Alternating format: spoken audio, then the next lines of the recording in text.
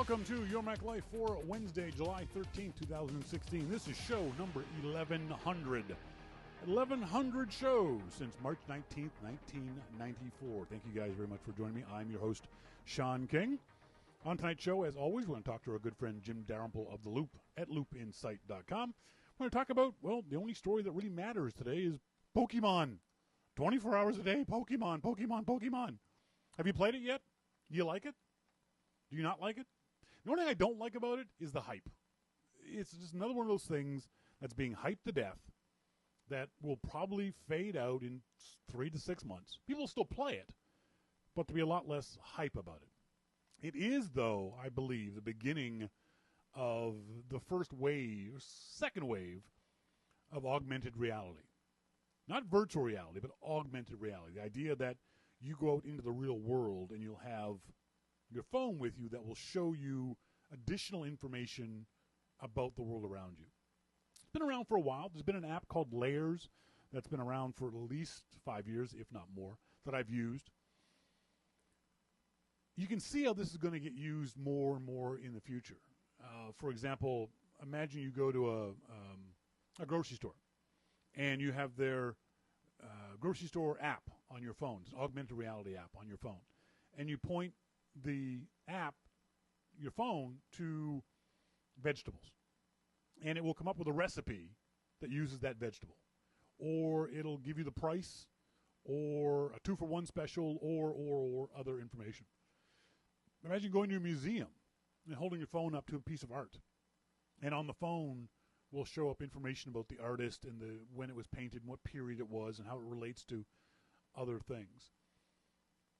That's where this stuff is going to go. Not just gaming, but I think it'll be used for a lot of other things too. So it's going to be really interesting. As for Pokemon itself, we've been talking about it in the IRC chat room during the pre-show. Most of us think it's kind of neat, kind of cool, kind of interesting if you play it. I like the idea that it gets people outside. It gets people walking. I was saying earlier that there was a funny story about Pokemon players complaining about sore legs. That's called exercise. That's what happens. That's what happens when you get out and walk. And walking is a good form of exercise. Now, unfortunately, Pokemon isn't available here in Canada. I think it's only available in 3 countries. Correct me if I'm wrong. Isn't it just the U.S., Australia, and New Zealand? So the rest of the world is a third world country, according to the developers? It'll get here eventually. It'll get here soon enough, and we'll be able to play it here in Vancouver. You can play it in Vancouver if you jump through a bunch of hoops, and I'm not going to bother jumping through those hoops. So talk to Jim about that. We'll talk to Jim about the other things that pop up. We're going to talk about the Apple reality TV show.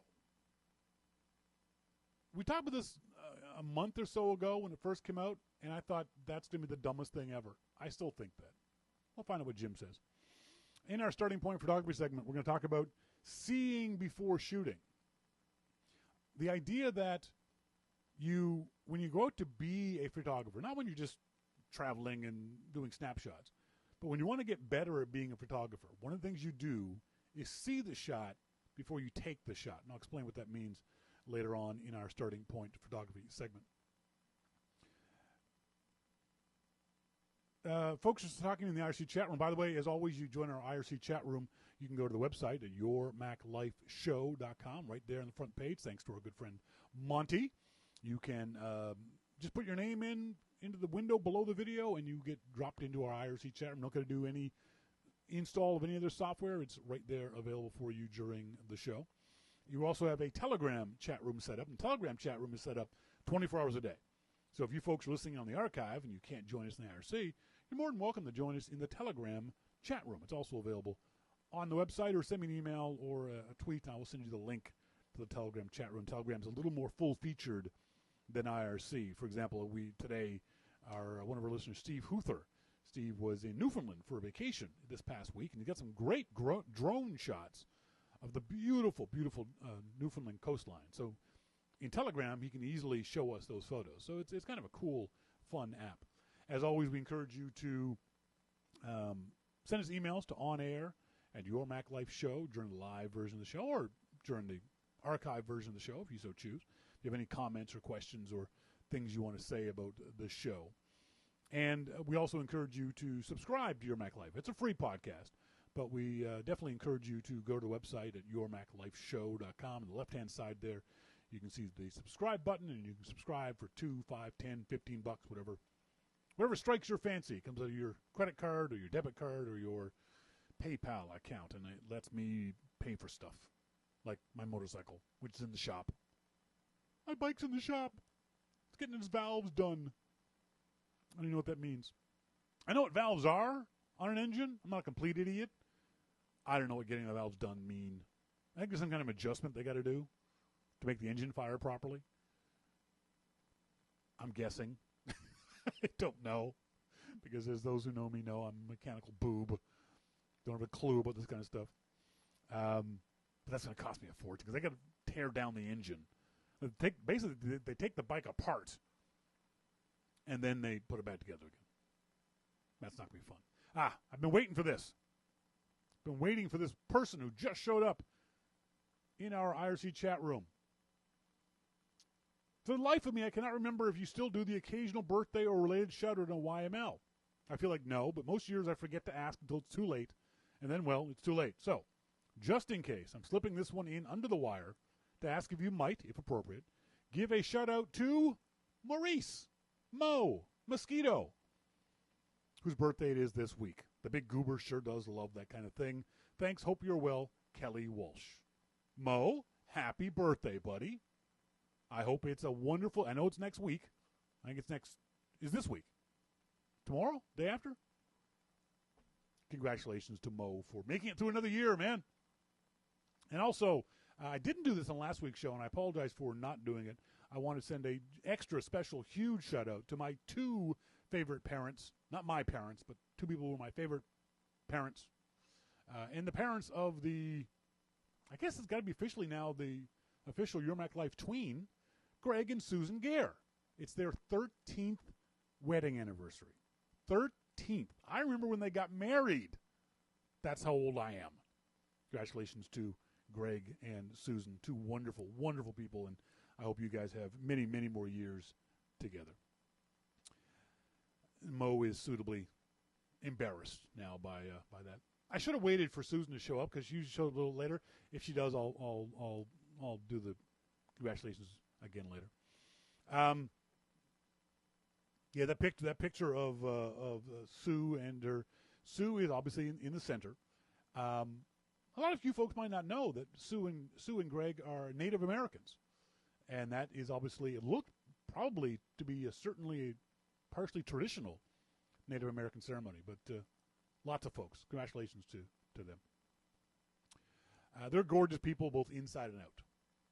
Greg, not as much as Susan, but and they've got a wonderful, smart kid. I can't wait to see that kid when he's in high school and college. Hopefully we're all still around and we can watch Logan grow up because he's going to be a huge success and do his family proud. Where's the story? Did you guys see this? This had to be the best story of the week not associated with Pokemon. Our friend Andy Anatko posted this on Twitter. Andy says, I suggest that you read this tweet, then click on the author to learn what he does for a living if you don't know. So here's the tweet. 4 dudes giving each other portfolio reviews at Midtown Comics. This is in Boston. One looked decent, so I asked if I could look. Told me not to bother them. Oh, well. So these guys are sitting around a comic shop, showing each other their artwork, their portfolios, to get critiques and reviews of it. It's a good idea. Obviously, it's 4 friends. Hey, dude, look at my work. And a complete stranger walks up to them and says, hey, that stuff's pretty good. Can I look at it? And you blow the complete stranger off. Oh, well, I kind of understand it, but if you're in a public place, don't be surprised if strangers, especially in a comic store, walk up to see your work. The kicker of the story is the author of the tweet, C.B. Cebulski. He's a talent scout for Marvel Comics. Oh my God! Can you imagine? Can you imagine how just utterly shitty these guys are going to feel when they find out that this guy, C.B. Cebulski, is a talent scout for Marvel Comics and you blew him off? You told him not to bother you. Don't do that. Don't. If you're showing your stuff in public, expect the public to want to see it. Don't blow the public off because you don't know who you're blowing off. That had to be just the funniest thing I read all week. I feel kind of bad for the guys who did the blowing off, but not a lot bad. Not a lot bad. So keep that in mind. If a stranger walks up to you in a comic store, be nice to him. Be nice to the guy because you don't know who he works for.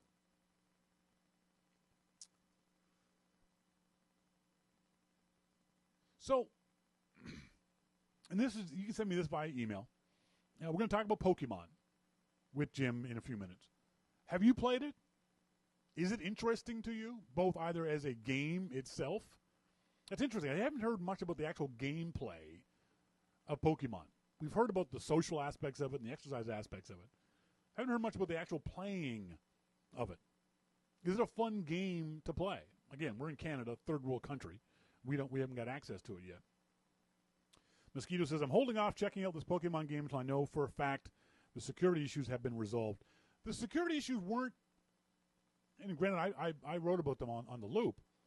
It was a potential security issue as opposed to an actual security issue. In that the original version could get access to all of your Google data if they wanted to. The easy thing to do is just go into your Google preferences and revoke those permissions.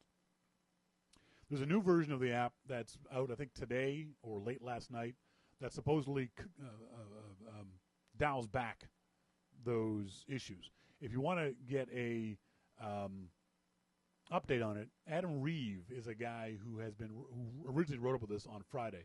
Go to theloop.com, do a search for Adam Reeve or the story, and then go to Adam's website. Actually, I should be able to do that right now. Go to Adam's website and see if he has posted any kind of update on whether or not he believes, anyway, that the issues with the permissions of do I have his name wrong? Shoot. I typed in the wrong name. What is his name? It's Adam. I think it was Adam.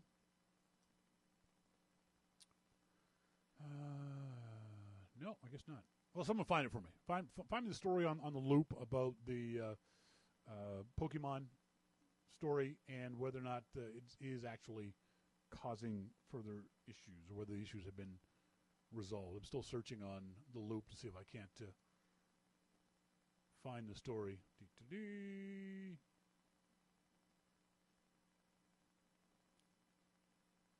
Pokemon huge security risk is the story. Now I'm going to go to his homepage and see if he's updated any updates. Yes, he has posted another update. I don't have time to read it right now, but Mo, go ahead and read that one. Later on the show, in our Starting Point Photography segment, we're going to talk about seeing before shooting, a little technique that you should learn as a photographer to make your photos better. But up next, we're going to talk to our good friend Jim Dalrymple of The Loop at loopinsight.com. This is your Mac Life.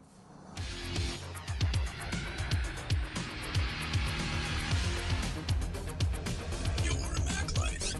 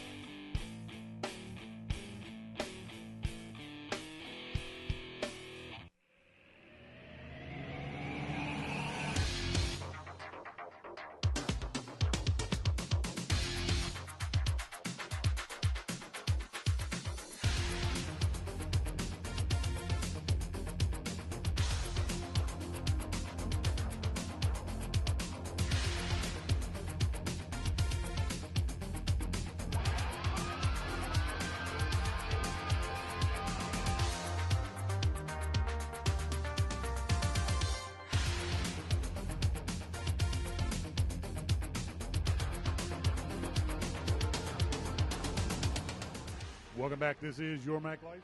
I am Shawn King. Thank you guys very much for joining us here this Wednesday evening or in the archive if you so choose to tune in that way. On our phone, we've got our good friend Jim Dalrymple of The Loop at loopinsight.com. Jim, how you doing? Doing good, Shawn. Good. The only question I can ask you is, have you played Pokemon yet? No. Really? You live in a perfect spot to play Pokemon. You're outdoors all the time under the bridge. No. You don't know what could be lurking underneath your bridge. No, people try and capture me in those little balls. That's right. That's a live-action Pokemon. Get him! Get him! I can see people mistaking you for a monster. That makes perfect sense to me. This is a really interesting story, not just from the point of view of it being a fad, which I think it's going to be, but also as the most obvious example of augmented reality. What's your take on this Pokemon story? Well, I think that there's some good and bad points to it. They did a fantastic job with the app. There's no doubt. With Pokemon sitting beside people and you capture them and you do whatever you do. There's no doubt that they've done a great job with the app. It's kind of frustrating that people have such lack of respect for each other, though. And, people going into the Holocaust Museum to catch Pokemon. I mean, come on. Arlington National Cemetery to catch Pokemon. Yeah, stop that. Stop it. I mean, that's it. This is not a game. This is life now. Yeah. And if you don't know what you're doing is wrong, then maybe you should figure out those places that you're going into, why it's wrong. Yeah. So yeah, I'm a bit of a hater on that part of it, but that's as much about people as it is, and that's why I don't like people. I like dogs. Exactly. Wayne says the app could close off such places, I imagine. Yeah, the app could close off those places, but I think the app developers just made the, as it turns out, wrong assumption that people wouldn't be asshats going into the Holocaust Museum looking for Pikachu. Well, I think what they did is just overall they said, okay, museums are the type of place, and libraries, so they went to the map and allowed the map data to be able to do this. Yeah. And there should be a way for the Holocaust Museum to say, hey, take us off, whatever you have to do. Yeah. And I think that it would be the right thing to do for the developer to take them off. But I would have hoped that people would have had a bit more respect and said, you know what, I'm not going to go into the Holocaust Museum and to catch a Pokemon. Yeah. No, I'm not going to do it. Yeah. But apparently they don't. Yep, that's right. And as another story came out today about people doing the exact same thing in the Arlington National Military Cemetery outside of Washington, D.C. And someone tried to excuse it by saying, well, it's a way of people holding off the sadness of the area. No, it's not. No, it's not, exactly. Then if you can't handle the sadness of the Holocaust Museum, don't go to the Holocaust Museum. Well, you should go to the Holocaust Museum and you should find out all of the things that happened, and you should find out why you shouldn't be catching Pokemon in there. Exactly. And the Arlington National Cemetery and some of the other places that are around. There are reasons to go to these places, and it's to educate yourself, not to play a stupid game. Now, if you're walking around your neighborhood and you want to play the game, go right ahead. That's perfectly fine. Don't do it when you're driving, moron. No kidding. Oh, Jesus. But the rest of the time, it's great, and Nintendo did a great job with the app. Yep. I think you can't fault them for what they did, but it's becoming dangerous for some. One guy I read last night in Oregon got stabbed and continued to play. Yeah, that's right. Yeah. I see. That's not the game's fault. That's the moron's fault for looking for continuing. I would go to the hospital. I've been stabbed. See if there's Pokemon at the hospital. Yeah, right. Give that a try. There's a story today. Don't get hooked on the joy of playing Pokemon Go. It won't last. Do you think this is a passing fad? I don't know. I mean, you could have said when Pokemon first came out that it was a passing fad. And, we're still in it. Yep. And it's been out for years and years and years since my kids were little. So I don't know. I don't know if it's a fad or not. I mean, it's the most popular mobile game in U.S. history after. What do you think is the reason for that? Why do you think Pokemon Go has become so instantly huge? Well, I think there's a couple of reasons for it. One, it has a great name. Everybody can remember playing Pokemon, and the kids now are still into it. It's a game that is augmented reality, so you are using your smartphone, and it's a game that, from all appearances, where it's fairly simple. So you can go and there's a Pokemon standing right in front of you, and it's kind of magical, and you do whatever you do to capture them, and then you keep walking around. Yeah. And so I think that's a great part of it for people. So, yeah. And you can play it everywhere. Yeah. And the thing is to go outside and play it. I think for me, I never played the original game. I never had any interest in the original game, which is why I'm not huge into this one. I like the idea of the game in that it does, like you said, gets people outside and exercising and hopefully walking in their neighborhood and exploring to a certain degree. But I do think it's a fad. I think we've seen these kinds of things come and go on any number of occasions. They last for months or years, and then they fade away. Pokemon, for the most part, had faded away from the cultural consciousness, at least here in the United States.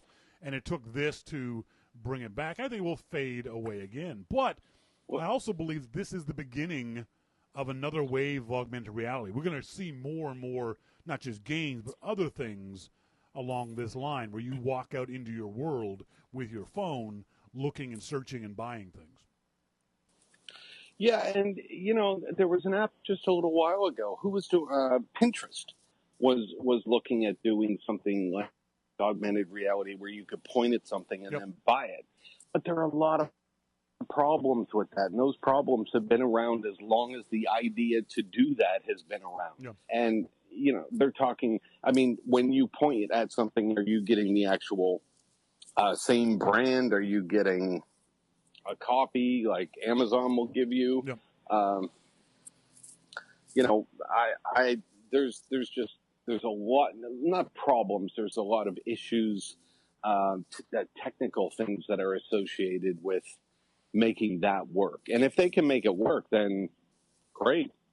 Good for them, but and it certainly comes as no surprise that the bosses over at the developer said today to the Financial Times, there's going to be sponsored locations where companies will pay to have their retail location or their physical location as a Pokestop, which makes perfect sense and it's absolutely logical and certainly something that makes sense for the company. I don't know if that's going to be such a big deal, though. I think, as I said in the pre-show, if I'm walking around playing the game, I'm not going to stop in for coffee if I'm still playing the game. If there's a monster in front of your store, great, I'll go to it. But there's another monster a block down the street, I'm going to go after the other monster. I'm not going to stop in at your place and get coffee. Well, maybe. I don't know. I mean, a lot of it is just, with these types of fads, is just having your name associated with it. True. So. It's going to be interesting. It's going to be interesting to see how long this lasts. It's going to be interesting to see how it moves forward and how other companies do it. As I said in the earlier, I would play the Doom version of this because Doom is a game I played as a kid. That's the game I want to play. Doom, man. Yeah, I hear you.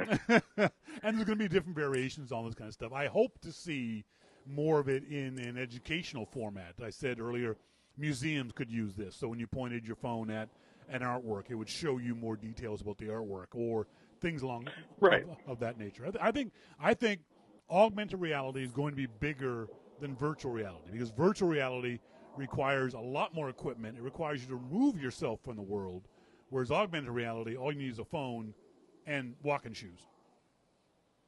Well, and a lot of people want to be removed from the world. So That's true. That is true. You know, What do you think about the exercise aspect of this? So some folks are saying that it's really not that big of a deal that people are exercising when they go out using their Pokemon. well, I mean, they are. They are. There's no doubt that they are. Yep. So, if that's a side um, issue of what happens, then great. I mean, I don't need a Pokemon to get me to go out for a walk. Yeah. But if that's what's getting kids out and they're going out for a walk because they have this, then good. No, I agree. I think someone was actually complaining about this aspect of it, and it was along the lines of they didn't seem to think that walking was exercise, which means you have no idea what you're talking about. It's not strenuous exercise, but it's exercise, and any exercise is good exercise. So don't belittle folks for playing a game, for walking while they're playing a game, or playing a game and walking. Well, yeah, they don't know what they're talking about. Then I mean, they're marathon runners or something, and that's all they consider to be exercise. But a walk is an exercise just as much as anything else. Yep. So Absolutely, I agree. An odd exercise, see how I did that little segue there? Apple is moving forward with its reality TV show, Planet of the Apps. Is this not the weirdest thing in the world? well, it'll be interesting, won't it? Will it? Well, I don't. From just the descriptions that we've seen, it's Apple going to be doing a reality TV show about developers. So they're going to be watching them code. That doesn't seem particularly interesting to me. well, it's got to be more than that. I mean, what's it going to be like a Big Brother type of thing, or is it going to be, like a Kardashian type of thing? Survivor, where you get Survivor. Yeah, see, that's what I don't get. I can't think of, and that's because I can't think of it because I'm not that bright. I can't think of how this is going to be interesting. It just seems to me that there's no inherent conflict with this, which you need in these reality TV shows, unless the conflict is people making fun of their code. And the vast majority of watchers aren't going to understand that. It seems like such a narrow market for this. People who are interested in coding. It's got to be deeper than just coding, though. I mean, it's got to be something. I mean, maybe they have kung fu fights at night or something. I don't know. Exactly. It just doesn't make a lot of sense to me. I just don't get. I can't expand my mind wide enough to think how this could be an interesting TV show. And we'll find out. Once Apple releases it, we'll find out. But right now, from the information that we have, no, I'm not seeing it, man. I'm just not seeing this to be a very interesting TV show at all. Well, we'll see. I hope so. I'm not sure about it either, but forget the iPhone. Apple now has to worry about declining Mac sales as well. We heard this story earlier in the week that along with the previous quarter's decline in iPhone sales, there has been and is going to continue to be a decline in Macintosh desktop and laptop sales for Apple. Do you think that's something that Apple is concerned about? Well, that's an interesting one because sales of PCs in general have been declining for years. Yeah. But Apple's been fighting that decline. Right. But now Apple is starting to, if sales of the Mac decline this quarter, then Apple is starting to follow that trend. Not as much as what the others are, but they're still starting to follow, which kind of makes you think this is as it was before. I think it's just that Apple was able to fight it a bit better. Yeah. It's an overall trend. It's not a company trend. So there's nothing that anybody can do if people just stop buying PCs and Macs. I mean, Apple can put out the best computers that it can, the best laptops that it possibly can. But if people are no longer buying, then what do you do about that? I think I'd be more worried about declining Mac sales if Apple had released new Macs in the last 6 months. I think people are waiting to buy the new MacBook, the new MacBook Air, the Pro, the iMac, whatever it is. I think the market of people who wanted a Macintosh, they've already got one, and those who want to buy a new one are waiting for the next one to be announced. So I don't think Apple's actually worried so much about declining Mac sales because they know they've got Macs in the pipeline. They'll be announced whenever, I think before Thanksgiving, before American Thanksgiving sometime this year. And if those don't sell, then Apple might have reason to be concerned. But like you said, with the overall market cratering when it comes to PC sales and Apple doing better than the market, even if they aren't selling as many as they used to, I don't think Apple's actually worried about it yet. Well, I'd be more worried if Apple didn't have some place for people to go. Yeah. You know, they do have the iPad. So you have some people that are still into computers. I mean, I still have my Mac. Yep. So you have some people still into computers, other people that are into iPads, and then you have people that are in between. But if all of a sudden the PC market disappeared tomorrow, Yeah. would there be a place for people to go? And I mean, you can argue the point. I understand that, but yes, there would be a place to go. You could go to an iPad and continue to work and do everything that you need to do. So if they didn't have that, then I'd say, damn, they're in some trouble here because people don't have any Apple product that they can buy. Yeah, I think so. I think that they're probably a bit concerned with sales dropping off as all of the companies are, but like you said, there's products in the pipeline. There's things that are going to happen. So we'll see.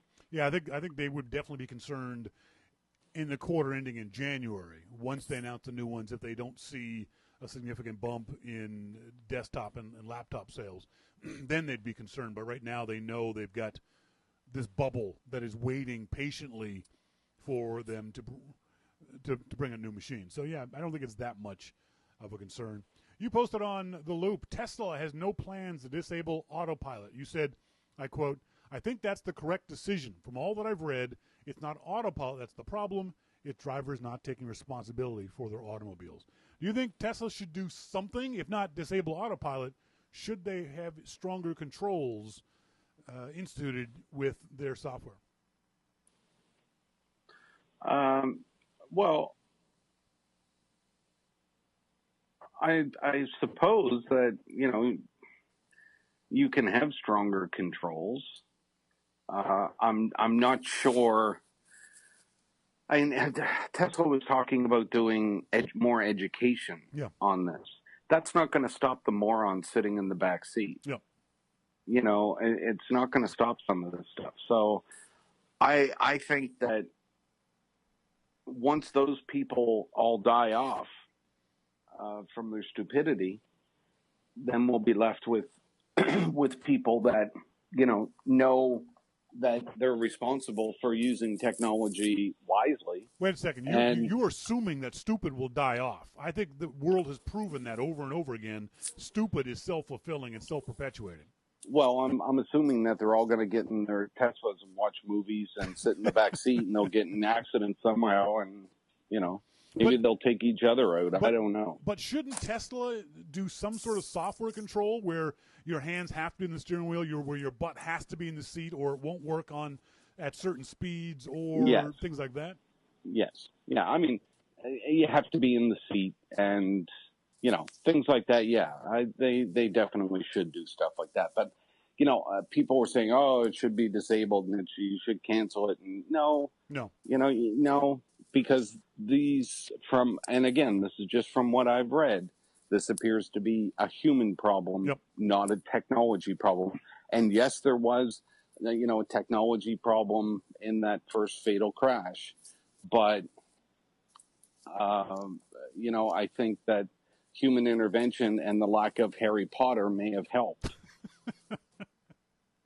Although, you know what? I have the simplest solution in the world.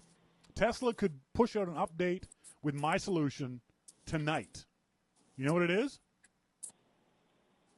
Autopilot randomly turns off every X number of minutes, and it's a random number generator. It could be every 2 minutes. It could be once every 30 minutes. It could be once every 10 minutes. Your autopilot just shuts off. That'll keep your ass focused. You know what? I want something even better. I want one of those video game consoles where I can turn it off remotely. And remotely, and I can turn the wheel and brake, and that's what I want. That's right. I also know that as I've read on the loop, your next flight is going to be on KLM. You're damn right. I don't think I've seen. Correct me if I'm wrong. Sorry, folks. The story is KLM airline. I think it's the Dutch national airline. Yeah. KLM airline launching an in-flight Heineken draft service.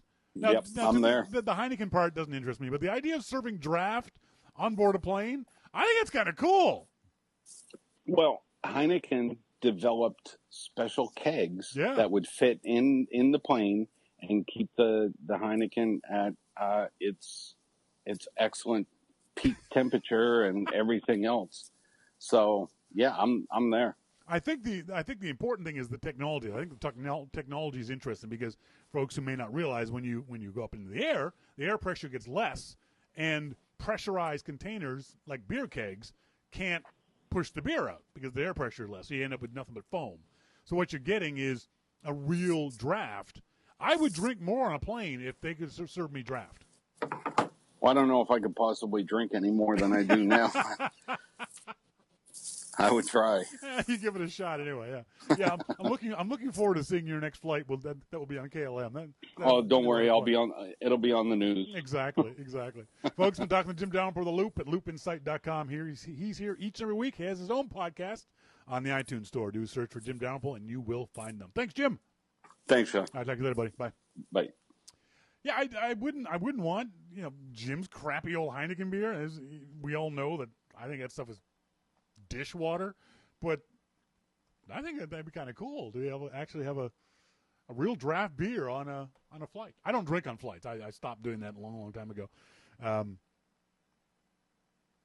don't know why. I think it's just because it's just so expensive. Is that it? Yeah, I think it's it. And I don't want to get drunk on a plane. That's no fun. I think the last time I had a drink was when Lisa and I were flying first class, and they had scotch, and they had good scotch, and I had a snootful of that. No, actually, I had several drinks flying to Mexico with Kim, the very nice flight attendant who I think was a little sweet on me. Not only did he make sure I constantly had the little bottles of, it was good whiskey. I think it was Maker's Mark. But he apparently emptied out both the aft and forward cabin of all the booze that we could drink. And then, because I asked for extra, Sunwing, for one of their snacks, serves, I don't know how to say it, Biscoff cookies. Biscoff cookies, which I love. That's my breakfast is Biscoff cookies. I dunk them in coffee. Oh, they're so good. So I asked him for another set of those, and he came back before the flight landed with literally a plastic bag full of Biscoff cookies. There must have been 40 Biscoff cookie packages in there. So yeah, I think he was a bit sweet on me. Macman, oh God, I keep my weight in those. Oh, I know. I have to ration my Biscoff cookie intake. I can only have 6 each morning. There's little thin cookies. It's not like I'm eating a half pack of Oreos. But I have to, and they're so expensive. They're almost $4 a pop up here. So I have to ration myself to just 6 in the morning. I noticed that Susan Gare has shown up. Susan, I did this earlier. I'm doing it again. Happy anniversary, 13th anniversary to the lovely Susan Gare and the devilishly handsome Greg Gare, parents of the official YML tween, I think by now, Logan. Susan sent me they couldn't make the show last week because they were having their anniversary, and this is a picture of their wedding. It looks to be about 50 people there? 50 or so? Good for them. So congratulations to Greg and Susan Gare on their 13th wedding anniversary. Hope you guys have many, many, many more.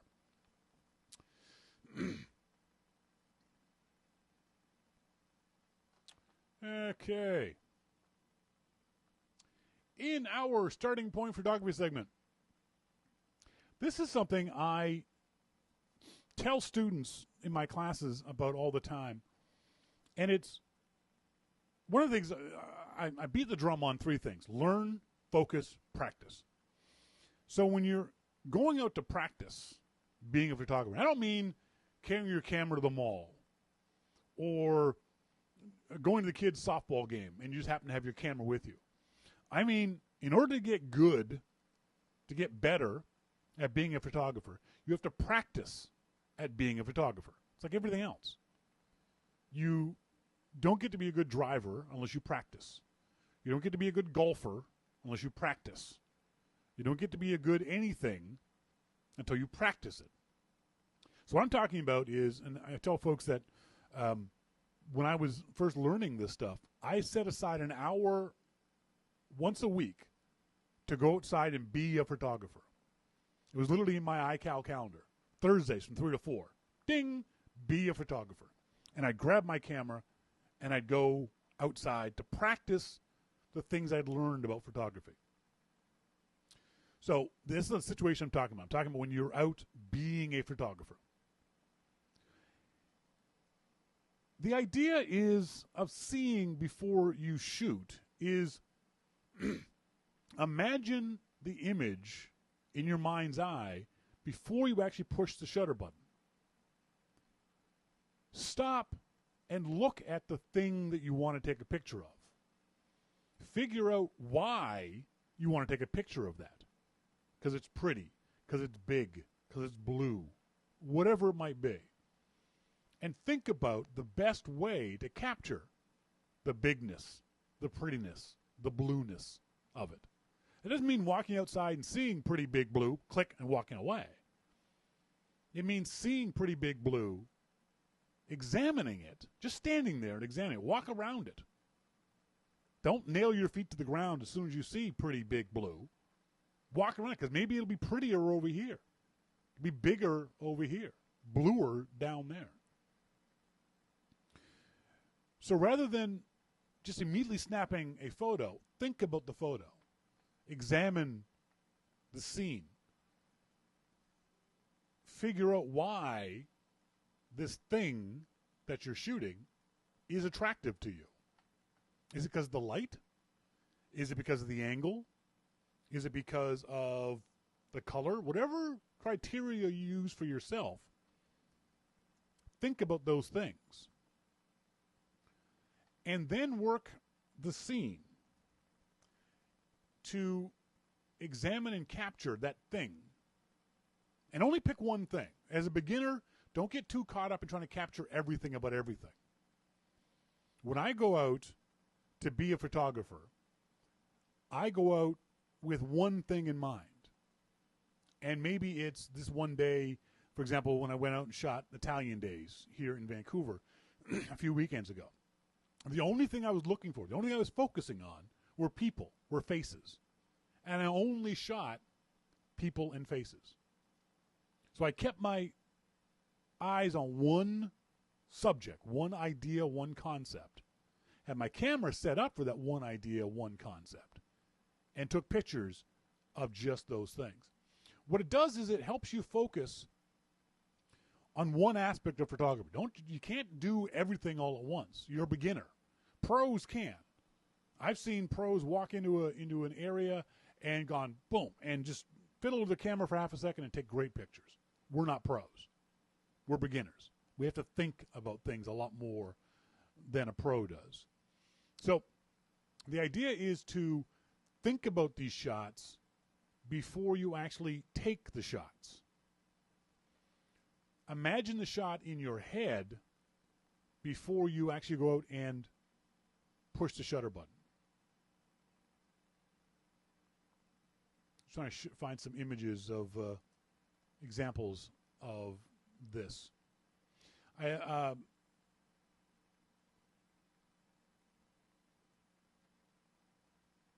here's the shot that I took down on Granville Street here in Vancouver. And I saw this guy cleaning the sidewalk. He's not doing anything special. He's cleaning the sidewalk. This is an image and a picture that you just walk by. But the way the spray was going up around his legs and his body made me stop and watch him for a while. And I realized as I was watching him that there was a picture there. In my mind's eye, I saw a picture there. I also saw that I wanted it to be a sepia tone. I thought it might look good in black and white, but in my mind's eye, I'm thinking, I'll bet this will look good in black and white or sepia or that kind of stuff. So I waited until he was in the position that I wanted him to be in, and I took the shot. And then when I came home, in Lightroom, I started to mess around with the shot so it would create the image I had in my mind's eye when I took the shot. Same with this guy sitting on a bench. I just like the working man look of the guy. The busker on the side of the road, on the side of the street taking pictures. These are all shots that I stopped and looked at. This is one of my favorite shots because of the lines and the angles. And this was a shot where I saw, before I pushed the button, and waited for almost all the people to go away. I wanted just one person in the shot, either walking through the shot or stationary in some part of the photo. I saw the shot before I took the shot, waited for the shot that I had in my head to show up. And when it did, my camera was ready, and I was ready to take the image. Same with this one. For those folks familiar with Vancouver, this is the steps around the Vancouver Art Gallery. And you know that there's always people on these steps. 24/7, there's somebody hanging out on the steps of the Vancouver Art Gallery. So I had to wait quite a while to get a shot with just two people in it. I probably waited for half an hour for the steps to clear so I could get this shot of just two people. I was waiting for someone to walk through it. I was waiting for someone to walk down the stairs. I was waiting for someone to just sit down. And this couple sitting there was the shot I took. But again, I was seeing the shot in my head before I took the shot. I wasn't just randomly taking photos. I was imagining it before it actually happened. Same with this really, really pretty woman standing in the street corner. There was a soccer game going on, and there was all kinds of people walking around in soccer gear. And this was the only woman who was standing by herself. She was on her phone. I think she was texting somebody.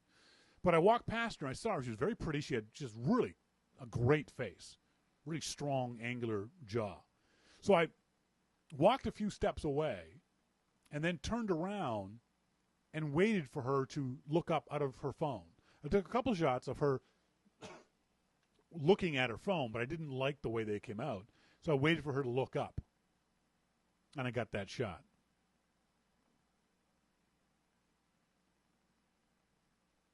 I saw these Salvatore Ferragamo. It's obviously a very well-known Italian shoe store, or shoes.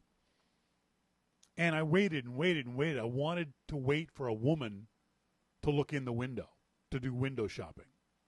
And I was standing there for probably 10, 15. This is on Robson Street in Vancouver. Very, very busy street. And I was waiting for someone to... I had the shot framed up. I had my exposure right. I had everything set up the way I wanted it to be. And all I was doing was waiting for the shot to happen. The shot that was in my head, I waited for it to happen. I waited for someone to walk into my shot so I could take the picture.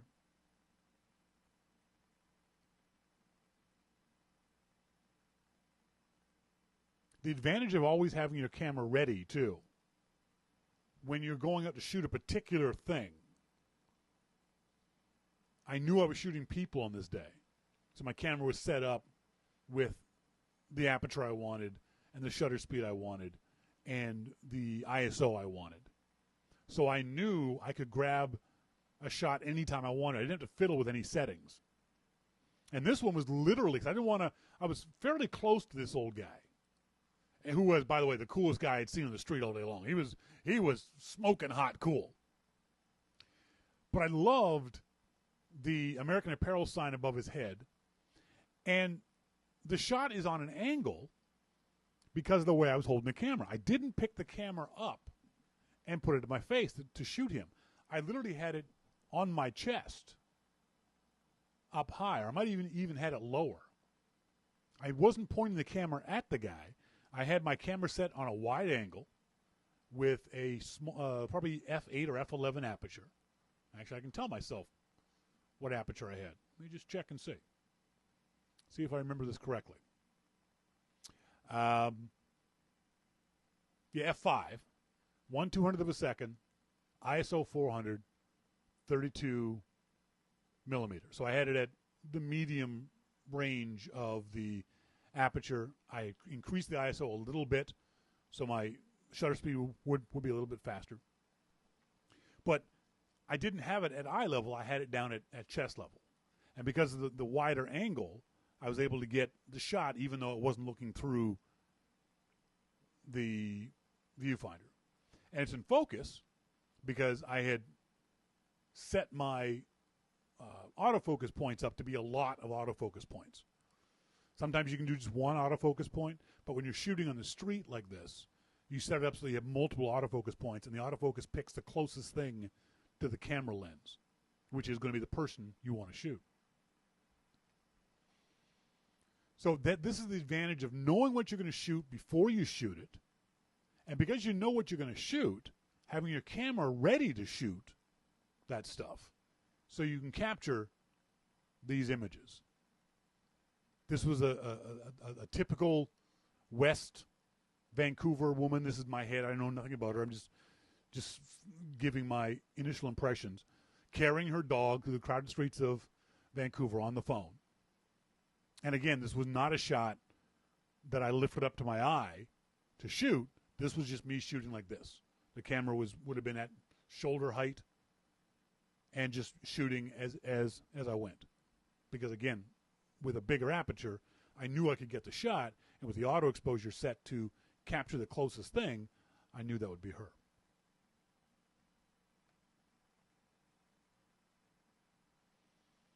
This was a shot that was a complete accident. I love this shot.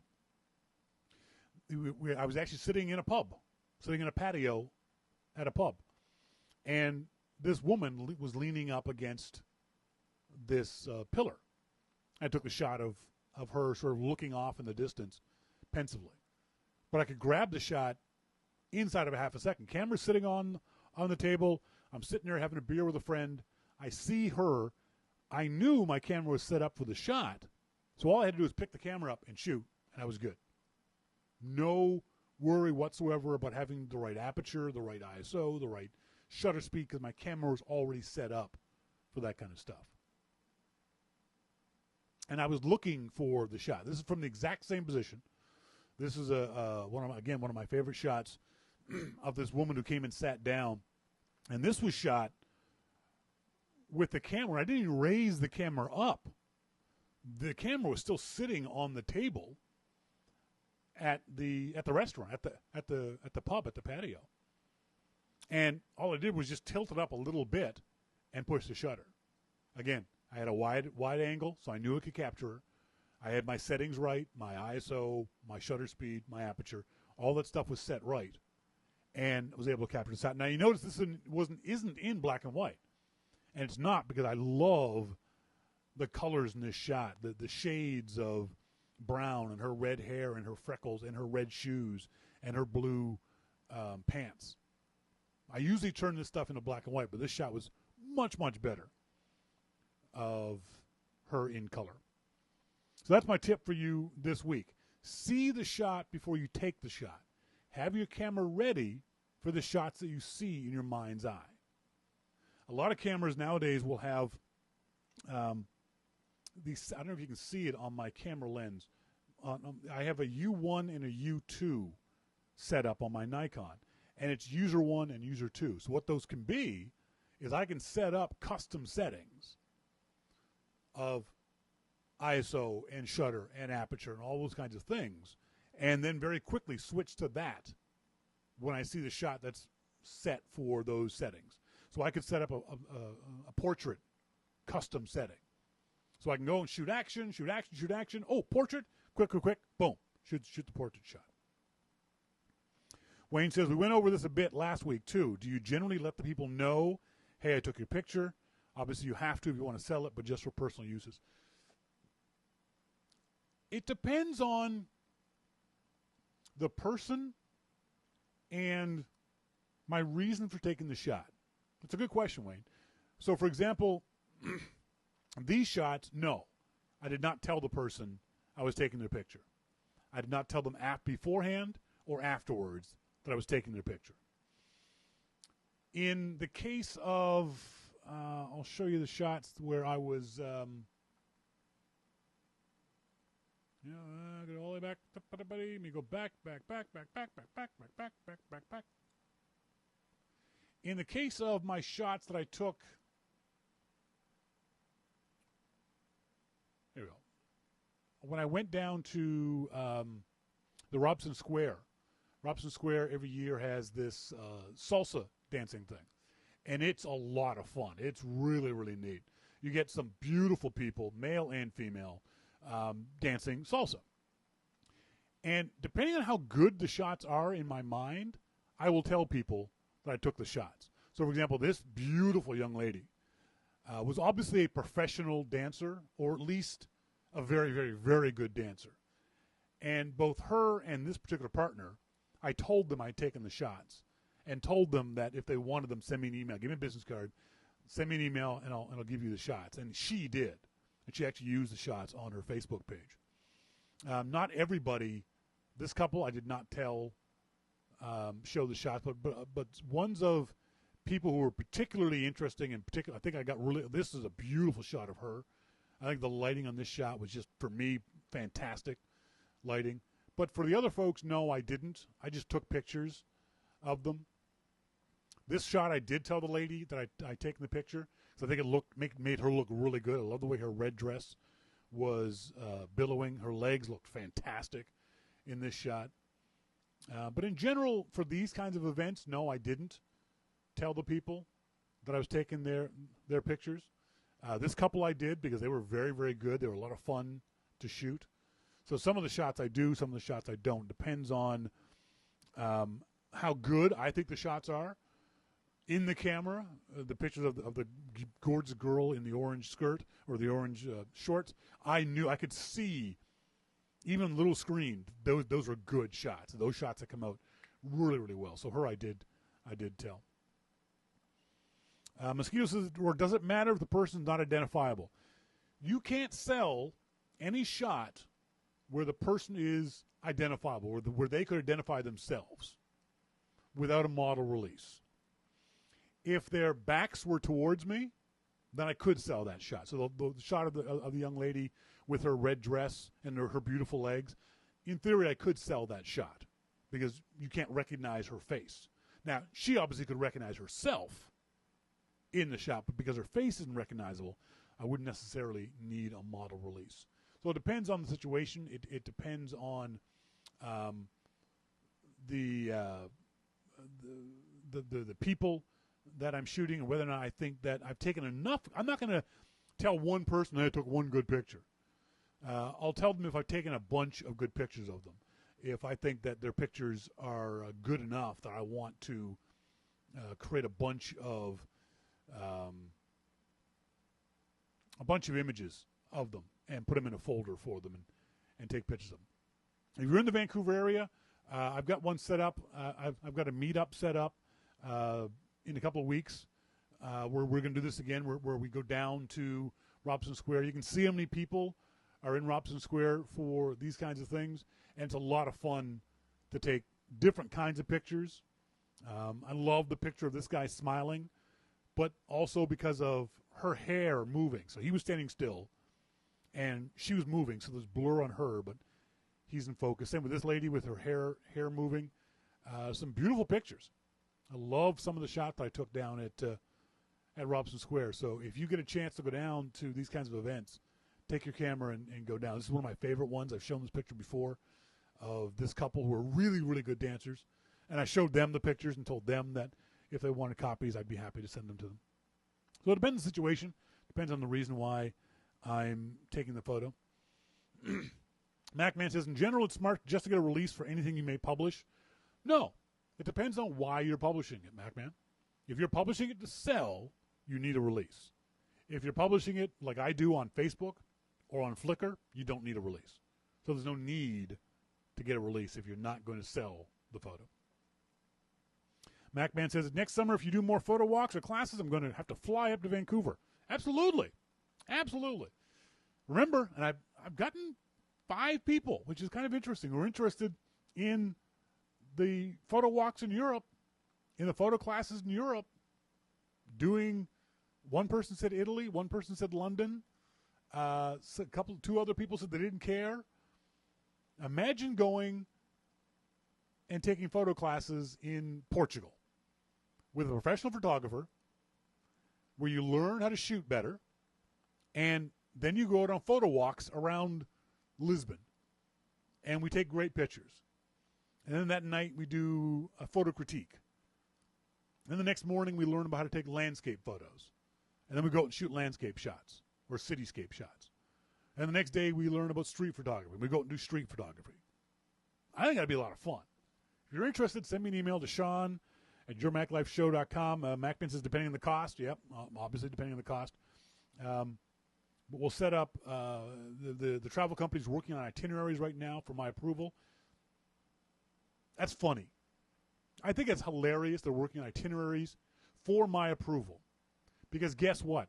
I don't need approval. Wherever they send me is going to be fun. Wherever they want to go, it's going to be fun. It's either going to be fun because I'm going to enjoy it, or it's going to be fun because I'm going to be teaching people how to take better pictures, or it's going to be fun because where we're going, I don't care where we go. They said Portugal. I said, yeah, sure. Don't care. London? Yes. Vienna? Yes. Budapest? Yes. Don't care. Prague? Estonia? Latvia? I don't care. I will go anywhere to teach these classes. I want to spend the rest of my life traveling and teaching photography. That's my thing. So yeah, I told them don't worry about the itinerary. Worry about it from your point of view, but for me, don't care. Don't care. Mosquito says, as long as it's not a place that needs a fixer to keep you alive. I wouldn't. This is a travel organization that they would have a fixer. They would have a tour guide with us, so I wouldn't have to worry about any of that kind of stuff. I'm not doing the tour stuff. I'm doing the photography stuff. So they're going to have a tour guide to take us on wherever it might be. I'm there to help with the photography bits. DH says, shooting landscapes tomorrow at Saratoga Battlefield National Park. I'll try to look before I shoot. Exactly. DH, one thing you could do is, I always tell folks this, and I do this myself, go on Flickr.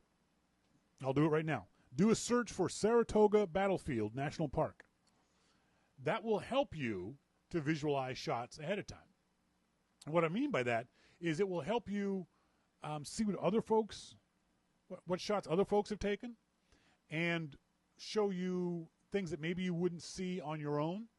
Just going to do a search for Saratoga Battlefield. Yeah, there's all kinds of photos on Flickr for Saratoga Battlefield. There are tree shots and building shots and obviously cannon shots and all kinds of things like that. So do that to sort of get an idea of the lay of the land, of things that you can see. And then when you get there, set up your landscape shots. Then think about what you're pointing your camera at, why you're pointing your camera at. What's the story you want this image to tell? Think about why you're pointing the camera. That's the big thing. Camera settings, do it automatic if you want to. F11 will be great. If it's a sunny day, lower your ISO to down to 100. Shutter speed, if you're on a tripod, at least what your focal length of your lens is. So if you're shooting a 200 millimeter lens, shutter speed should be no slower than 1/200th. Yeah, and let us know about your shots. I think that'd be kind of fun to see what you get at the Saratoga National Battlefield. Last year with kids at Pikes Peak, we had snow on top. Yeah, that's very common for Pikes Peak. I Googled pics to see what the scenery could be. Perfect. That's exactly what you do. Whenever you're traveling, whenever you're going someplace, Google pictures. Do a Flickr search for pictures of that place. It'll give you a sense of the place, a sense of what you're going to see in the place, a sense of what shots you can take, or you can go, wow, that looks really cool. I want to make sure I get to that spot. I want to make sure I get to that angle, or, hey, I want to see if I can get a different view of that monument or that building or that tree or wherever it might be. It's a real good help to help you visualize these kinds of shots. So good luck. Have fun. We go to the email, the mail basket. Our friend Jason Painter down in Australia in Sydney says, I've got some confusion about wide-angle lenses I wanted to ask you about. In my 35mm SLR days, I had a 3570 zoom lens that was not a good buy. Now I've got a Nikon D5300 with a DX sensor. What that means is that the D5300 is a crop sensor. It's not as big as a full-frame camera. My D600 is a full-frame camera, so it's got the sensor on it is as big as a piece of old 35mm film. His is about 2/3 of that size. The maximum aperture, I've got a 35-300 zoom. Maximum aperture is f3.5. Nikon doesn't appear to make any DX prime wide angles. I'm considering a 10-24. What confuses me that the maximum aperture is the same as my current zoom, 3.5. I thought wide-angle lenses always had a wider aperture than long lenses. No, not at all. No, there might be a mathematical reason for it, but I think it's also a cost reason too. I think those are a wide-angle max aperture lens for that camera might be too expensive, and Nikon knows not going to sell a whole lot of them. Because what you're talking about is a pro level lens. I don't know if that's a specific lens that Nikon 5300 though. Will I get better low light results? That's my main concern. Depends on how low the light is, but f3.5 is pretty low. Plus, you can always bump your ISO up. That 5300 I know has got pretty good low light sensitivity. You could bump your ISO up to at least 400, probably 800 without any problems. Do some experiments to see if you can go all the way to 1600 or 3200. I know on my D600, I can get pretty good low light shots with ISO 3200. Anything above that starts to push it, and I start to get more noise than I like. But I know I've shot 800 and 1200 without any problems at all. So that helps if you find your aperture doesn't go wide enough to capture enough light. I've also got a Nifty 50. I bought it because it's cheap, and it has a much wider aperture of f1.8. Great for night work, but it's not a wide angle, so it's frustrating to get everything I want in the frame. So hopefully that helps a little bit, Jason. I don't know if not having shot a wide angle like that. Lauren Finkelstein, how to be a creepy photographer. He said, I loved your segment this week on sneaking pictures. Just wish you would use the creepy voice that scares Sly when you did it. No, I can't use the creepy voice to scare Sly. It's not very nice. Talking about street photography, Jason also says, there's an interesting new precinct in Sydney, the Goods line. There was a couple walking through at the same time I was shooting. The woman said something. I had headphones on, and it wasn't clear she was talking to me, so I ignored her. The guy shouted something to me when I had moved down the line. I thought at this stage he was bullying me, so I ignored him, but I felt threatened, so I finished up and hurried into the city. He chased me on his bike. Uh-oh. He and his partner were terrified that I'd been spying on them. Pure paranoid behavior. They looked like the type of people who live off the dole and don't intend to find work. No doubt they were worried that the dole office was investigating them. I showed him the pictures, and they appeared in none of them. He seemed to need some convincing. I was highly disturbed by the incident. Because there were two of them, and they seemed to be unhinged, I complied with the demand to see the photos. I would have deleted any that they appeared in, showing them the photos and deleting any would be a violation of my rights. Oh man, that's a tough call. Here's some of his photos from that line, the goods line he's talking about. It's always a problem standing up for your rights, because standing up for your rights means you have to defend them. And sometimes that means defending them in court. Sometimes that means defending them against the police. Sometimes that means defending them against other people. It's up to you to decide how far you're willing to defend your rights. How far are you willing to defend yourself? For me, that situation wouldn't have bothered me. But that's me. That's not you. I'm not saying you shouldn't have been bothered in that situation. I completely understand why you would have been. Now, to be honest, if that same situation happened to me in America, I would be more worried. Because in America, they might have had a gun. In Australia, they almost certainly didn't. So I wouldn't have been worried in Australia or Canada or Germany or Japan or Britain or France or you get the point. If you have concerns about these kinds of situations, there's two things you can do. The first thing you do is don't put yourself in that situation. And what I mean by that is don't go out shooting people alone. If that's what you're thinking ahead of time, I want to shoot people, I'm focused on people, don't do it alone. Make sure you have a friend with you. Back up, if you want to describe it that way. Shoot in groups. Shoot with a meetup group. Shoot with other photographers. The other thing is, don't shoot people. If you have a concern, a worry, and justifiable, that somebody might challenge you and the photos you're taking, don't take pictures of people. Or at least don't take pictures of people who can see you. How's that? Don't take pictures of people who are looking at you or can see that you have your camera. It's a very real concern. I'm not, Jason, I'm not trying to blow off your concern. I completely understand it. I've had the same situation happen to me where people get sort of feisty because I've taken pictures of them. But it's me. I'm not worried about it. I can make them back down. I'm not worried about them punching me or grabbing my gear or anything else like that. But that's just me.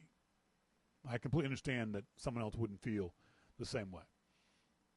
I think the best thing to do is to work in a group, shoot in a group. I think that would probably be your best option when dealing with this issue of potentially aggressive people accosting you.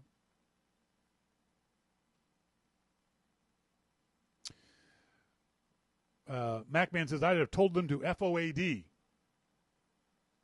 But then again, that's easier said than done. If they wanted to call the police, I'd gladly wait for an officer. I would too. If someone said to me, I'm going to call the police, I would say that's fine. I'll stand here. I got nailed in Paris at Apple Expo, and this was typically Apple. Would have been 2006 or 7. And Jay and I were over in Paris. Jay was working for Griffin Technology, and I'm doing the show, and Jay's doing it with me. And it was the day before the show, and we're walking around the show floor. And there's all kinds of worker bees putting up booths and, nailing things and hammering things and moving stuff. And we're in the Griffin booth, talking to Paul Griffin and the other folks at Griffin. And the Apple booth, as it always was covered in a black cloth. And at every point where the cloth had a gap in it, they had a security guard standing there. So at all 4 corners and all along probably 2 guys on each side was a security guard. And so I took a picture of the black cloth. Security lost their shit. lost their minds on me, yelling at me and yelling at me. They're yelling at me in French. I'm like, ne parlez-vous en français. So they found a security guard who spoke English. He comes over and says, you're not allowed to be taking pictures. Okay, I'll stop. No, you must delete your pictures. No, I'm not going to delete my pictures. Besides, it's a black cloth. It wasn't like I was sticking the camera through the cloth. It wasn't like I was on a ladder shooting over the cloth. I was literally shooting black cloth. There was no security guard in the picture. There was nothing to get anyone upset except these guys. They said, you must delete your photos. No, I'm not deleting the photos. You must. No, I'm not deleting the photos. Well, then you're kicked out. What? We're kicked out. So they booted me out of off the show floor. So I spent the rest of Macworld Expo worrying that this when I came back the next day, that security guard was going to see me. So I kept like ducking behind things to make sure he couldn't see me. I got in trouble in a museum in Rome. But this time it was with a cop. And I was taking pictures of stuff in the museum. And I saw this finger wagging at me. And it looked up, and it was a cop, a gendarme. No, it's not gendarme. What do they call them in Italy? Gendarme is French. Anyway, cop in Italian. And so he's wagging his finger at me, and I went, sorry, and put my camera down. Then he does this. I walked over to him, and in broken English, he told me that I wasn't allowed to take pictures. Okay. And that I had to give him my card, the memory card off my camera. I was like, no, I don't want to do that because there's other photos there. And I was like, no. He said, no, you must give me the. Now I didn't know the laws of Italy. I know in North America, cops can't ask you to do that. And I said to the guy, can I just delete them? He said, no, give me a card. I'm like, well, I don't want to give you the card because I've got other photos there. So then I came up with the brilliant idea of saying, putting up a good fight and arguing with him, and then realizing, okay, fine. So I open up my camera, I pop the card out, and I give him the card. I'm looking very, very sad. The thing is, though, my camera has 2 card slots. And I knew the card I had given him was the empty card.